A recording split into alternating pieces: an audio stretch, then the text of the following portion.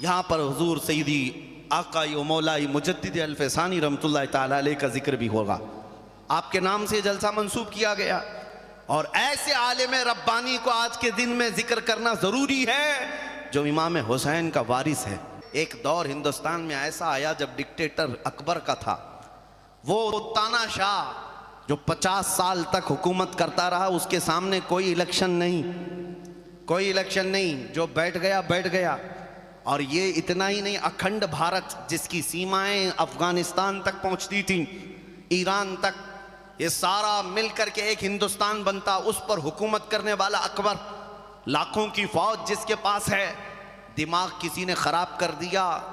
وزیروں کی سن کر کے اس نے ایک نیا دین لانچ کیا.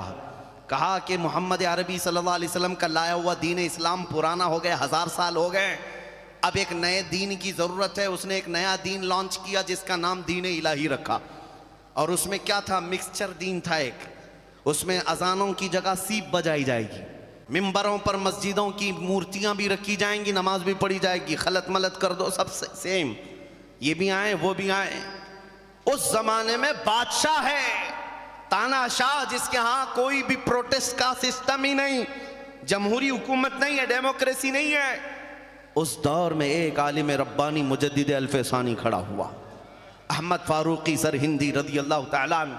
اور انہوں نے اپنی تقریروں سے جب لوگوں کو جگانا شروع کیا، ہو سکتا ہے بہت سارے لوگ ڈرے سہمے ہوئے ہوں گے، اتنے بڑے بادشاہ کے خلاف کون کھڑا ہوگا، لیکن ایک عالم ربانی جس کو اللہ تعالیٰ دل وسیع کر دیتا ہے، وہ کسی طاقت سے نہیں گھبراتا، نہیں ڈرتا. اسے جو امانت سپرد کرنا ہے کر کے جاتا ہے، انجام دیکھا جائے گا اللہ کی بارگاہ میں.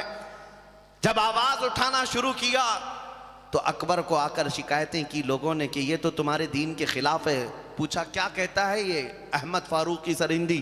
کہا یہ کہتا ہے دین ہوگا اس روئے زمین پر تو محمد عربی کا دین اسلام ہوگا. دین اسلام کے نام پر کوئی نیا دین ایکسپٹ نہیں کیا جائے گا.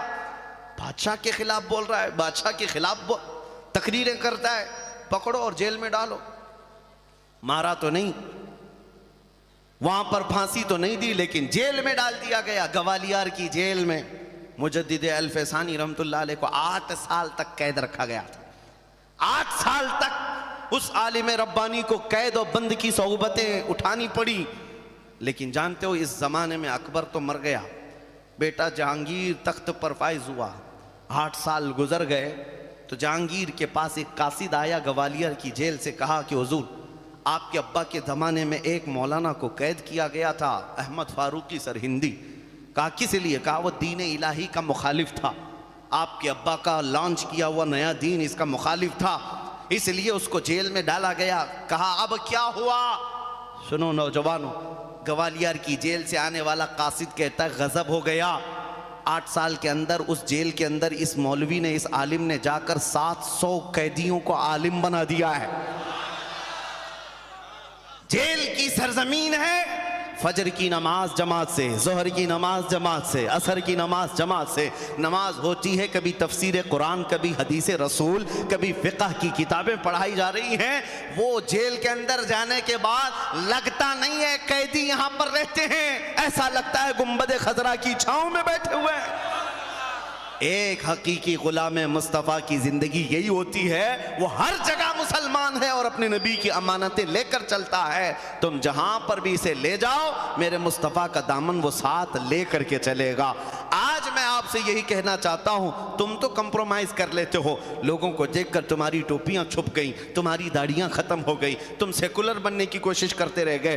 تمہیں ایسا لگا کہ میں رکھ لوں گا تو لوگ مجھے تانا دیں گے، لوگ مجھے ملا جی کہیں گے، لوگ مجھے دقیانوسی کہیں گے، یہ پرانا آدمی ہو گیا، مولانا لوگوں کے ساتھ ہو گیا.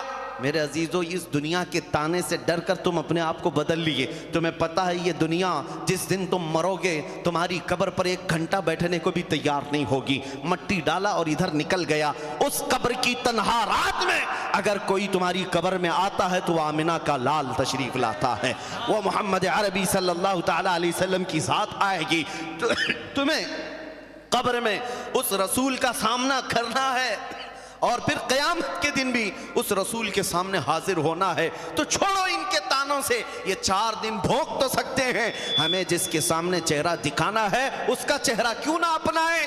اس لیے کہ ایک سنی عاشق رسول جو ہوتا ہے وہ مرتا بھی ہے تو خوف سے نہیں مرتا، وہ عشق سے مرتا، ادھر آنکھیں بند ہوں گی ادھر مصطفیٰ کی زیارت ہوگی۔